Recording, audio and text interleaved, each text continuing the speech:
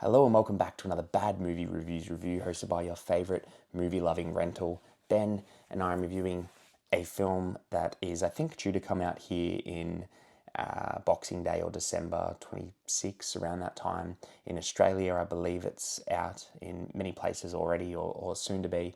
I know it's showed at a few film festivals here and there over the last few months, and that is none other than Rental Family. Now, Rental Family is written and directed by Hikari. Now, you may be familiar with her previous work. She directed a few episodes of Beef, the Netflix show, and her previous film, 37 Seconds, which is somewhat of a very niche film, but a beloved film.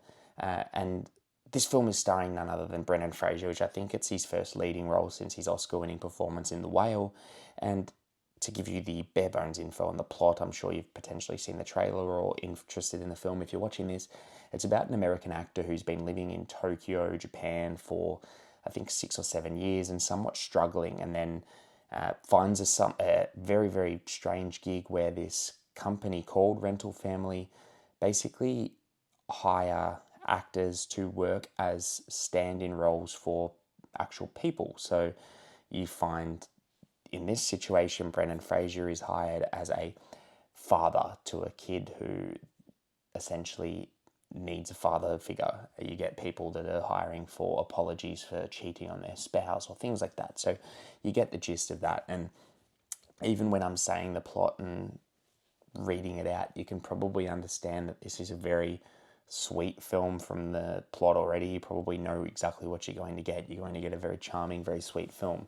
And that's exactly what you do get. I think Brendan Fraser's really great here. He's got a very human factor about him. He feels human. You watch a lot of films and they feel almost above the, not above the law, but they feel very much inhumane in the sense that they're these people we kind of watch on the screen and they almost feel like a mythical figure. But Brendan Fraser's always feels very human. I don't know what it is about it. I could be completely in my own head or completely alone on that. So forgive me if I am, but it's a performance that I really enjoyed. And everyone here is really great in the supporting performances, down to the little girl played by Shannon Gorman. She's really great in the film. Sorry, forgive me if I was looking that up just so I didn't get that wrong. The film itself obviously looks great. You've got the backdrop of Japan, and it has a really beautiful intertwined score that's somewhat ethereal to the film itself. It really intertwines perfectly. You don't really notice it. It's not overbearing. It's just a really, really sweet sounding score.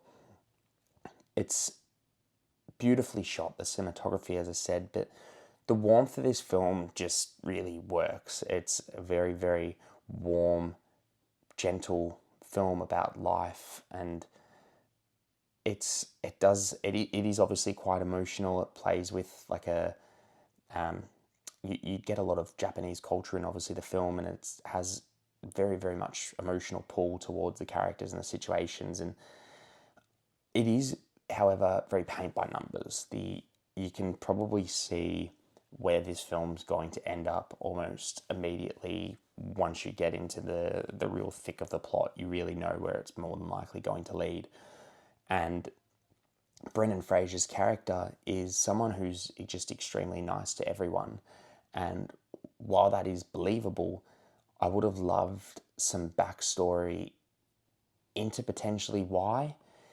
There is a few scenes where like there's just not much depth. There's a few scenes where he actually just blatantly tells you what happens, but I would have loved for these voids to be filled up by a little bit of backstory rather than just some like expositional dialogue. That's probably the thing that I think really potentially would have elevated the film for me. Other than that, it's a very, very sweet, very calming, very beautiful film that you could realistically recommend to everyone and they would find enjoyment out of it. I think the standout for me was Akira Emoto, who's a supporting performance in the film, and there's one scene in particular that really, really destroyed me and broke my heart, and I think it's something that will really connect with a lot of people. There are a lot of people in this session in tears, and I do not blame them whatsoever. It is a very emotional film at times. I think it's just a very, very pleasing, charming movie. And I think that's something that potentially everyone needs around Christmas time. They can go and enjoy it, be emotional, have a few laughs, and have a good time. I just personally would have loved a little bit more backstory of filling those voids in rather than some expositional dialogue. And I think that film potentially would have been elevated for me. But overall, I had a really good time with this, and I realistically recommend it to everyone. So, but I'd love to hear your thoughts. If you have seen it, comment below, let me know what you think. If you like the review, give us a like, subscribe for more, and we'll catch you next time.